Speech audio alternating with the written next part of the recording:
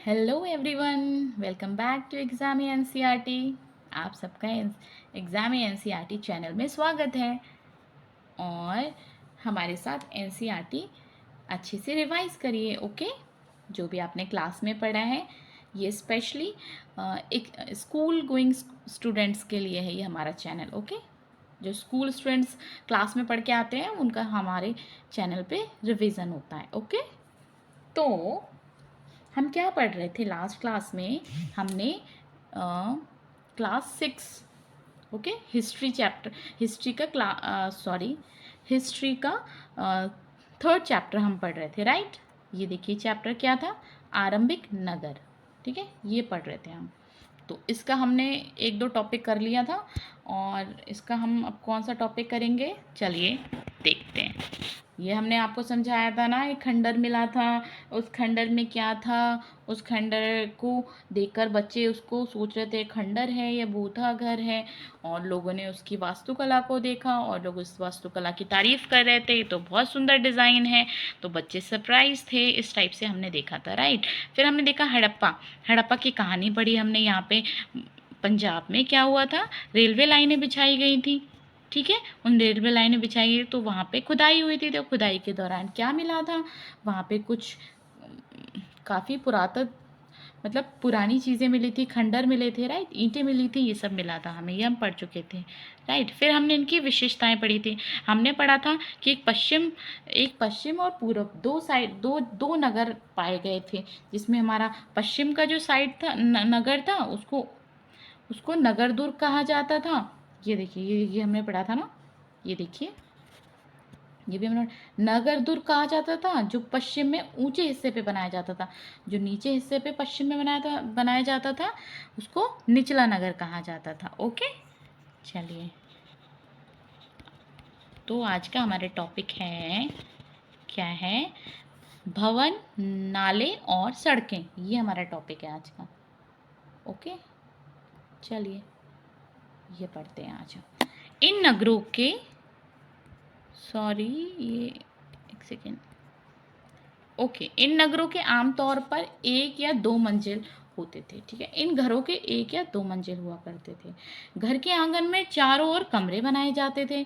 अधिकांश घरों में एक अलग स्नानागार होता था और कुछ घरों में कुएं भी होते थे। कुछ नगरों में ढके हुए नाले थे। इन्हें सावधानी से सीधी लाइन में बनाया जाता था। कई नगरों में ढके हुए नाले हुआ करते थे, जैसे हमारे अब नाले बनते हैं ना हमारे घरों के सामने। लेकिन आपने देखा है कई काफ़ी जगह पे जो अभी भी नाले बनते हैं वो इतने ढके नहीं होते हैं, है ना। काफ़ी मतलब एकदम से दिख रहे होते हैं ना, गंदे से, डर्टी से होते हैं। लेकिन पहले के टाइम पे ढके हुए नाले मिला करते थे, मतलब इतना डेवलप हो रखा था पहले का नगर।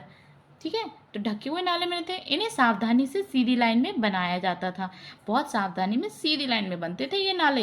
देखो पहले के जो पहले की डिज़ाइन थी ना घरों की, उसी को आज के डिज़ाइन से भी कंपेयर करके देखो। आप लोग 6 क्लास के बच्चे हो, आप इतना समझ सकते हो ना कि अभी हमारे, हम जाते हैं हम लोग तो नालियाँ वगैरह होती हैं, घर होते हैं, डिज़ाइन होते हैं, सब कुछ देखते हैं ना हम लोग। तो उसी तरीके से वही चीज़ जो पहले शहरों में थी ना, वही चीज़ आज भी है। ठीक है, तो ये सोचो कि पहले के लोग भी कितने डेवलप थे। लेकिन हम लोग सोचते हैं अरे नहीं, हम लोग इतने डेवलप हुए हैं, पहले के लोग तो कुछ नहीं जानते होंगे, ऐसे भी थिंकिंग रखते हैं ना सब लोग, हम लोग। लेकिन ऐसा नहीं था, पहले के टाइम पे भी इतने डेवलप लोग रहते थे। ठीक है, तो देखते हैं, हम आगे बढ़ते हैं। हर नाली में हल्की ढलान होती थी। इन्हें सावधानी से सीधी लाइन में बनाया जाता था। हर नाली में क्या होती थी, ढलान होती थी। ठीक है, ताकि पानी आसानी से बह सके। अक्सर घरों की नालियों, इन नगरों में लिपिक भी होते थे। ओके, लिपिक मतलब जो लिखते थे, लिखने वाले ना,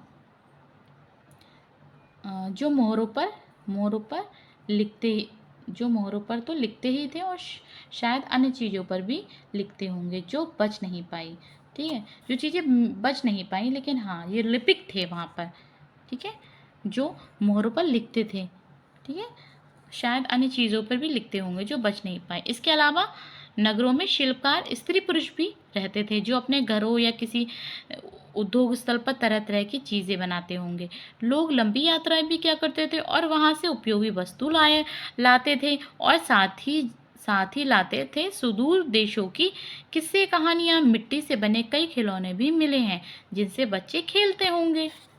ठीक है, बिल्कुल आज की तरह। ओके, सब कुछ मतलब काफ़ी बिल्कुल डेवलप शहर हुआ करते थे। तो हमारा नेक्स्ट टॉपिक होगा 6th क्लास का नगर और नए शिल्प। ओके फ्रेंड्स, तब तक आप लोग अपने चैप्टर का जो जो टॉपिक हो गए उनका रिवीजन करिए। ओके, और बारीकी से हर चीज़ को समझिए। ठीक है, जिससे हमारे क्वेश्चंस को हम अच्छे से कर सकें। ठीक है, ओके फ्रेंड्स, तो आप अपने इस जो क्लास को ना अपने फ्रेंड्स को शेयर करिए, या फिर कोई भी कॉम्पिटिटिव एग्ज़ाम में जो एग्ज़ाम की तैयारी कर रहे हैं उनको भी शेयर कीजिए। क्योंकि आपको पता है आपके जो बड़े भैया दीदी लोग होते हैं ना, वो कॉम्पिटिटिव एग्ज़ाम्स की तैयारी कर रहे हैं, उनके लिए भी ये बहुत ज़्यादा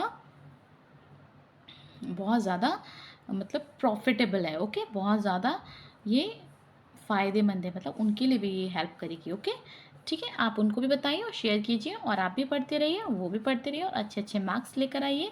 तब तक के लिए आप लोग अपना ध्यान रखिए। फिर नेक्स्ट क्लास में मिलते हैं। ओके बच्चों, क्लास को लाइक करना, चैनल को सब्सक्राइब करना और शेयर करना। ओके, और आपको कुछ समझ ना आए उस चीज़ को आप लिख लेना अपनी नोटबुक पर, और उसको कमेंट बॉक्स में पूछ लेना। Okay, okay friends, bye bye.